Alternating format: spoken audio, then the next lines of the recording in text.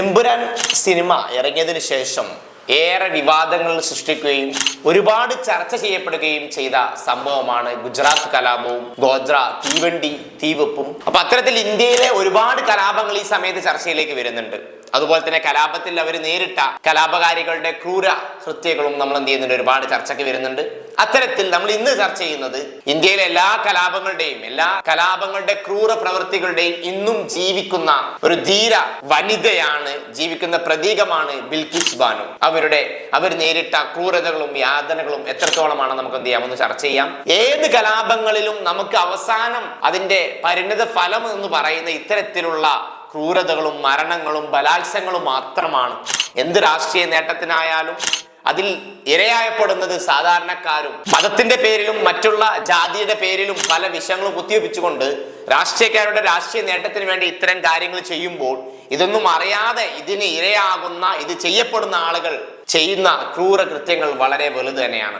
ഇന്ത്യയുടെ ഏത് കലാപങ്ങളുടെയും ജീവിക്കുന്ന ഒരു പ്രതീകം തന്നെയാണ് ബിൽക്കിസ് യാക്കൂബ് റസൂൽ എന്ന ബിൽക്കിസ് ബാനു തന്റെ കുടുംബങ്ങളെ മൊത്തം അവർ കൊന്നൊടുക്കുകയും തന്നെ ബലാത്സംഗപ്പെടുത്തുകയും ചെയ്ത അക്രമികൾക്കെതിരെ ധീരമായിട്ട് പോരാടി നിയമവിജയം കൈവരിച്ച് അവർ ഇത്തരത്തിൽ കലാപത്തിൽ ആക്രമിക്കപ്പെട്ടവർക്ക് നിയമ പോരാട്ടം നടത്തുന്നവർക്ക് ഒരു ആവേശം തന്നെയാണെന്ന് പറയാതെ വയ്യ. അങ്ങനെയാണ് രാജ്യത്തെ പരമോന്നത കോടതി എന്ത് ചെയ്യുന്നുണ്ട്, അവർക്ക് ഗുജറാത്ത് സർക്കാരിനോട് 50 ലക്ഷം രൂപ അവർക്ക് നഷ്ടപരിഹാരമായിട്ട് നൽകാനും മാത്രമല്ല അവർ ആവശ്യപ്പെടുന്ന സ്ഥലത്ത് വീടും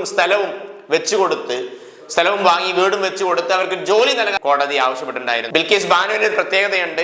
ഇന്ന് സ്വതന്ത്ര ഇന്ത്യയിൽ കലാപങ്ങളിലൊക്കെ കാണുന്ന പ്രത്യേക ഒരു സംഗതിയാണ് ബലാത്സംഗം എന്ന് പറയുന്നത്. ഇത്തരത്തിൽ ബലാത്സംഗത്തിന് ഇരയായി അതിനെതിരെ പ്രതികരിച്ച് നിയമ പോരാട്ടം നടത്തി വിജയിച്ച ആദ്യത്തെ വനിതയും കൂടി, അല്ലെങ്കിൽ അത് ആദ്യത്തെ വനിത എന്ന ലോകത്തിലെ തന്നെ ആദ്യത്തെ വനിത എന്ന പ്രത്യേകത കൂടി അവർക്കുണ്ട്. കാരണം സ്വയം അത് നേരിട്ട് പലപ്പോഴും അത്തരത്തിൽ അതിന്റെ പിന്നാലെ പോയി ഒരുപാട് വെല്ലുവിളികൾ നേരിടേണ്ടി വരും അല്ലെ. പല ഭാഗത്തുനിന്നും ഈവൻ പോലീസും കോടതികളൊക്കെ പലപ്പോഴും ഇവർക്ക് പ്രതികൂലമാകുമ്പോഴും എല്ലാ പ്രതികൂല സാഹചര്യങ്ങളെയും മറികടന്നുകൊണ്ട് തന്റെ വിജയം കൈവരിക്കുന്നത് വരെ അവരെന്ത് ചെയ്യാണ്, പോരാടി വിജയം നേടിയ ആളാണ് ബിൽക്കിസ് ബാനു എന്നുള്ളത്. 2002 മാർച്ച് 3 ഗുജറാത്തിലെ ദാഹോറിന് സമീപമാണ് രതിക്പൂർ ഗ്രാമത്തിലാണ് സംഭവം നടക്കുന്നത്. 3 വയസ്സുകാരിയായ കുഞ്ഞിനെ കലാപകാരികൾ ഭിത്തിയിലിടിച്ച് കൊല്ലുന്നതിനും കുടുംബത്തിലെ 7 പേരെ അവിടെ വെച്ച് തന്നെ തന്റെ മുന്നിൽ വെച്ച് തന്നെ കൊന്നൊടുക്കുകയും ചെയ്തു. ഈ ക്രൂരതയിൽ കൊണ്ടും അവരെന്ത് ചെയ്യില്ല, അവരുടെ ക്രൂരത അവസാനിച്ചില്ല. ദുരന്തം അവിടെ കൊണ്ടൊന്നും അവസാനിക്കുന്നില്ല. മറിച്ച് 5 മാസം ഗർഭിണിയായ തന്നെ ബലാത്സംഗപ്പെടുത്തുകയും ചെയ്യുന്നതിലേക്ക് എന്ത് ചെയ്യുന്നുണ്ട്, ക്രൂരമായി ഒരുപാട് ആളുകൾ ചേർന്ന് ബലാത്സംഗം ചെയ്യുന്നതിലേക്ക് വരെ എന്ത് ചെയ്യുന്നുണ്ട്, അവർ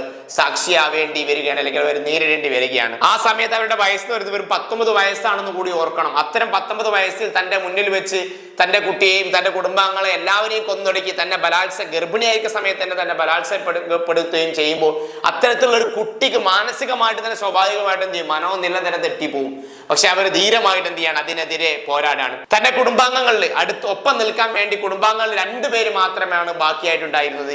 സദ്ദാം ഹുസൈനും സ്വന്തം ഉമ്മ, കൊച്ചു മകൾ ഉൾപ്പെടെയുള്ള എല്ലാ ആളുകളെയും എന്ത് ചെയ്യാണ്, ഈ കലാപകാരികൾ കൊന്നൊടുക്കുകയാണ്. അവർക്കെതിരെ ധീരമായി പോരാട്ടം നടത്തുകയും അതിൽ വിജയം നടത്തുകയും ചെയ്യുന്നുണ്ട്. അങ്ങനെ സുപ്രീം കോടതി പറയുന്നുണ്ട്, പണം ആണ് എല്ലാത്തിനും വലുതെങ്കിൽ കൂടിയും, അല്ലെങ്കിൽ നല്ല ശമനമാണെങ്കിൽ കൂടിയും പണം എല്ലാത്തിനും ശമനമാണോ എന്ന് എനിക്കറിയില്ല എന്ന് കോടതി വിധിച്ചുകൊണ്ട് ജഡ്ജ് എന്ന് പറയുന്നുണ്ട്. അങ്ങനെ കോടതി അവരോട് പറയുന്നുണ്ട്, നിങ്ങൾ എത്ര നഷ്ടപരിഹാരം, ഞങ്ങൾക്ക് ചെയ്യാൻ പറ്റുന്ന കാര്യം ഇത്രയേ ഉള്ളൂ, ഇതാണ് ഞങ്ങൾക്ക് ചെയ്യാൻ പറ്റുന്ന അവസാനത്തെ നീതി, നിങ്ങൾ എത്ര പണം വേണമെങ്കിലും നഷ്ടപരിഹാരമായിട്ട് ആവശ്യപ്പെട്ടു കൊള്ളുക എന്ന് എന്ത് ചെയ്യുന്നുണ്ട്, ബിൽക്കിസ് ബാനുവിനോട് കോടതി ആവശ്യപ്പെടുന്നുണ്ട്. ബിൽക്കിസ് ബാനുവിന്റെ ഈ നിശ്ചയദാർഢ്യം കൊണ്ട് മാത്രമാണ് കേസ് ലോകത്തിന്റെ ശ്രദ്ധയിൽ തന്നെ കൊണ്ടുവരാൻ അവർക്ക് സാധിച്ചത്. ഉറ്റവരെ കൊല്ലുകയും തന്നെ മാനഭംഗപ്പെടുത്തുകയും ഒക്കെ ചെയ്തവർക്കെതിരെ എന്ത് ചെയ്യാണ്, പേരുകൾ ഓരോന്നായിട്ട് അവർ പറഞ്ഞിട്ടും പലപ്പോഴും പോലീസ് ഒന്നും FIR ഇടാൻ തുടക്കത്തിൽ തയ്യാറാവുന്നില്ല. തരം FIR ഇടാൻ പേരുകൾ നിർബന്ധിച്ചു കഴിഞ്ഞാൽ വിഷം കുത്തി കൊല്ലും എന്ന് വരെ എന്ത് ചെയ്യുന്നുണ്ട്, അവരെ ഭീഷണിപ്പെടുത്തുകയൊക്കെ ചെയ്യുന്നുണ്ട്. അങ്ങനെ അവരെന്ത് ചെയ്യണം, അതിനെതിരെ കേസ് മുന്നോട്ട് കൊണ്ടുപോവുകയും എല്ലാ കുതന്ത്രങ്ങളെയും പരാജയപ്പെടുത്തിക്കൊണ്ട് അവർ കേസ് മുന്നോട്ട് കൊണ്ടുപോകുന്ന കാഴ്ചയാണ് നമുക്ക് എന്ത് ചെയ്യുന്നത്, കാണാൻ പറ്റുന്നത്.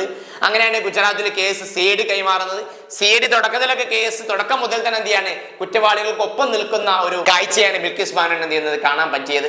അങ്ങനെ അവരെന്ത് ചെയ്യാണ്, കേസ് സുപ്രീം കോടതിയിലെ സമീപിച്ച് ആ സമയത്ത് സെന്റർ ഫോർ സോഷ്യൽ ജസ്റ്റിസും അതുപോലെ തന്നെ ദേശീയ മനുഷ്യാവകാശ കമ്മീഷന്റെ ഒക്കെ നിയമസഹായവും സാമ്പത്തിക സഹായമൊക്കെ ലഭിച്ചതോടുകൂടി അവർ സുപ്രീം കോടതിയിലേക്ക് പോവുകയും കേസ് CBIക്ക് വിടാൻ വേണ്ടി എന്ത് ചെയ്യാണ്, അതിൽ അവർ വിജയിക്കുകയും ചെയ്യണം. അങ്ങനെ കേസ് ഗുജറാത്തിന് പുറത്തോട്ട് മാറ്റി CBIക്ക് വിടുന്നതോടുകൂടിയാണ് എന്ത് ചെയ്യുന്നത്, അവർക്ക് കൂടുതൽ നീതി ലഭിക്കാൻ അത് കാരണമായിട്ട് മാറിയത്. അങ്ങനെ സുപ്രീം കോടതി ഉത്തരവിനെ തുടർന്ന് 2004 ഓഗസ്റ്റിലാണ് എന്ത് ചെയ്യുന്നത് കേസ് മുംബൈയിലേക്ക് മാറ്റുന്നത്. 2008 ജനുവരി 12 സ്പെഷ്യൽ കോടതി 11 പേരെ ജീവപര്യന്തം തടവിന് ശിക്ഷിച്ചുകൊണ്ടെന്നെയാണ് അവർക്ക് നീതി നൽകുകയാണ് ചെയ്തത്. കേസ് ഗുജറാത്തിന് പുറത്തേക്ക് മാറ്റണമെന്ന ശക്തമായ നിലപാടിൽ ഉറച്ചുന്നത് കൊണ്ടാണ് അവർക്ക് നീതി കിട്ടിയത് എന്ന് അവർ പൂർണ്ണമായിട്ട് എന്ത് ചെയ്യുന്നുണ്ട്, അവർ വിശ്വസിക്കുന്നുണ്ട്. 2017 സമയത്ത് ഇതില് ഭാഗവാക്കായ 2 പോലീസുകാരെയും 5 പോലീസുകാരെയും 2 ഡോക്ടർമാരെയും കൂടി എന്ത് ചെയ്യുന്നുണ്ട്, കോടതി ശിക്ഷിക്കേണ്ടായിട്ട്. ഇവരും എന്ത് ചെയ്യുന്നുണ്ട്, അവരുടെ ജോലി ചെയ്യാത്തത് കൊണ്ട് ഇവർക്ക് നീതി നിഷേധിക്കുന്ന സംഗതി ഉണ്ടായെന്ന് പറഞ്ഞിട്ട് എന്ത് ചെയ്യുന്നുണ്ട്, കോടതി അവരെയും കൂടി ശിക്ഷിക്കുന്നതായിട്ട് നമുക്ക് എന്ത് ചെയ്യാൻ പറ്റും, കാണാൻ പറ്റും. അപ്പൊ ഇത്തരത്തില് ഒരുപാട് സ്ഥലങ്ങളിൽ എന്ത് ചെയ്യുന്നുണ്ട്, കലാപത്തിൽ എല്ലാ കലാപങ്ങളിലും ഇത് പ്രത്യേകിച്ച് ഇന്ന മതക്കാരെ എന്ന് മാത്രമല്ല എല്ലാ മതങ്ങളും എന്ത് ചെയ്യുന്നത് അതിന്റെ ദൂഷ്യഫലം അനുഭവിക്കുന്നവരുടെയാണ്. അപ്പൊ അവര് ജസ്റ്റ് മുസ്ലിം സ്ത്രീകളെ മാത്രമല്ല ഗുജറാത്ത് കലാപത്തിൽ അവരെന്ത് ഉപദ്രവിക്കുന്നത്, മുസ്ലിങ്ങളുമായി ഏതെങ്കിലും ബന്ധമുള്ള ആളുകളെ വരെ എന്ത് ചെയ്യുന്നത് അവർ ഉപദ്രവിക്കുന്നതായിട്ട് നമുക്ക് കാണാൻ പറ്റും. അതിലൊരു ഉദാഹരണമാണ് ഗൗരി. ഒരു മുസ്ലിം പുരുഷനുമായി പ്രണയത്തിലായിരുന്നു, അവരോടൊപ്പമായിരുന്നു അവൾ താമസിച്ചിരുന്നത്. കലാപകാരികൾ വരുന്ന സമയത്ത്, മുസ്ലിങ്ങളെ തേടി നടക്കുന്ന സമയത്ത് ഭർത്താവിനോട് മാറി താമസിക്കാൻ പറയുകയും അവരവിടെ തന്നെ താമസിക്കുകയും ചെയ്തു. കാരണം ഞാൻ ഹിന്ദുവാണ്, എന്നെ അവർ ആക്രമിക്കില്ല എന്ന വിശ്വാസത്തിലായിരുന്നു അവർ. പക്ഷേ കലാപകാരികൾ എന്ത് ചെയ്യുന്നില്ല, അവരെ വെറുതെ വിട്ടില്ല, ഉപദ്രവിച്ചു. എന്നാൽ 40ഓളം വരുന്ന ഗ്രാമീണർക്കും തന്റെ കുഞ്ഞുമക്കളും നോക്കി നിൽക്കെ 7 പേർ ചേർന്ന് എന്ത് ചെയ്യുന്നുണ്ട്, അവരെ ബലാത്സംഗം ചെയ്യുന്നുണ്ട്. ഭർത്താവ് മുസ്ലിം ആയതാണെന്ന് കാരണമായിട്ട് പറയുന്നത്. അപ്പൊ അമ്മക്ക് സാക്ഷി പറയാൻ ഒരു മകൻ മാത്രമേ ഉണ്ടായിരുന്നുള്ളൂ. സംഭവത്തിന് ദൃക്സാക്ഷികളായ ഒരു ഗ്രാമീണരും എന്ത് ചെയ്യുന്നില്ല, അവർക്ക് വേണ്ടി സാക്ഷി പറഞ്ഞില്ല എന്നുള്ളതാണ്.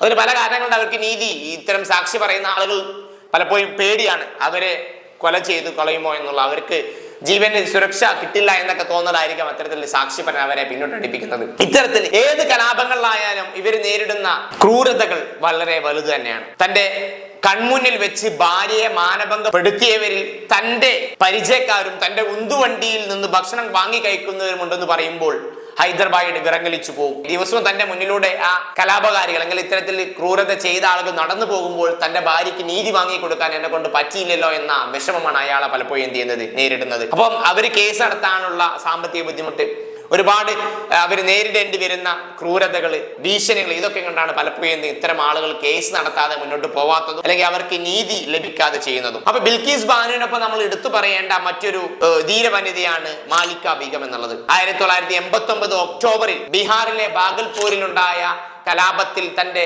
കുടുംബങ്ങളെല്ലാവരെയും കൊന്ന് തള്ളി തന്റെ കാല് മുറിച്ച് കുളത്തിലേക്ക് വലിച്ചെറിയുക ചെയ്യുന്നുണ്ട്. അവരെന്തെയാണ്, ജീവൻ ബാക്കിയായി അവർ ധീരമായിട്ട് എല്ലാ വെല്ലുവിളികളെയും മറികടന്നുകൊണ്ട് അവർ സാക്ഷി പറഞ്ഞതിന്റെ പുറത്താണ് അവസാനം ചെയ്യുന്നത് ഇത്തരത്തിൽ കലാപം ചെയ്ത ആളുകൾക്ക് ശിക്ഷ വാങ്ങി കൊടുക്കാൻ പറ്റുന്നത്. അപ്പം ഇത്തരത്തിൽ ഒരുപാട് ഓരോ കലാപത്തിലുമുള്ള ആളുകൾ നേരിടുന്ന ക്രൂരതകൾ വളരെ വലുത് തന്നെയാണ്. അത് പലപ്പോഴും മതത്തിന്റെ പേര് പറഞ്ഞുകൊണ്ട്, മതമാണല്ലോ ആളുകളെ തമ്മിലടുപ്പിക്കാൻ പറ്റിയ ഏറ്റവും നല്ല ടൂൾ എന്ന് രാഷ്ട്രീയക്കാർക്ക് അറിയാം. അത്തരത്തിൽ രാഷ്ട്രീയക്കാർ ഈ മതങ്ങളെ ഉപയോഗപ്പെടുത്തുമ്പോൾ പരസ്പരം സാധാരണക്കാർ ഓരോ ദിവസവും ഒരുമിച്ച് സംസാരിച്ച് കളിച്ച് ചിരിച്ച ആളുകൾ പരസ്പരം ആക്രമിക്കുന്ന കാഴ്ചയാണ് നമുക്ക് ഇന്ത്യയുടെ പല ഭാഗത്തും നമ്മൾ മുമ്പും കണ്ടിട്ടുള്ളത്. അപ്പൊ ഇത്തരത്തിൽ രാഷ്ട്രീയ പ്രേരിതമായ കലാപങ്ങളിൽ നമ്മൾ മതത്തിന്റെ പേര് പറഞ്ഞുകൊണ്ട് നമ്മളെ അതിലേക്ക് ഇളക്കി വിടുമ്പോൾ നമ്മൾ അതിൽ പെട്ടുപോവാതെ സൂക്ഷിക്കണം എന്ന് തന്നെയാണ് നമുക്കിവിടെ പറയാനുള്ളത്. അത് തന്നെയാണ് നമ്മുടെ എമ്പുരാനിലോടൊക്കെ അദ്ദേഹം മുന്നോട്ട് വെക്കുന്ന ആശയവും അത് തന്നെയാണ്. അത് കണ്ടവർക്ക് അത് അറിയുന്നതായിരിക്കും. അപ്പൊ അത്തരത്തിൽ എല്ലാ കലാപങ്ങളെയും, മതത്തിന്റെ പേരിൽ നടക്കുന്ന കലാപങ്ങളെ മാറ്റിവെച്ചുകൊണ്ട് എല്ലാ മതങ്ങളും ഒരുമിച്ച് ജീവിക്കുന്ന നമ്മുടെ ഇന്ത്യ തന്നെ നമുക്ക് എന്ത് ചെയ്യാം, സ്വപ്നം കാണാം, അതിനായി പ്രവർത്തിക്കാം.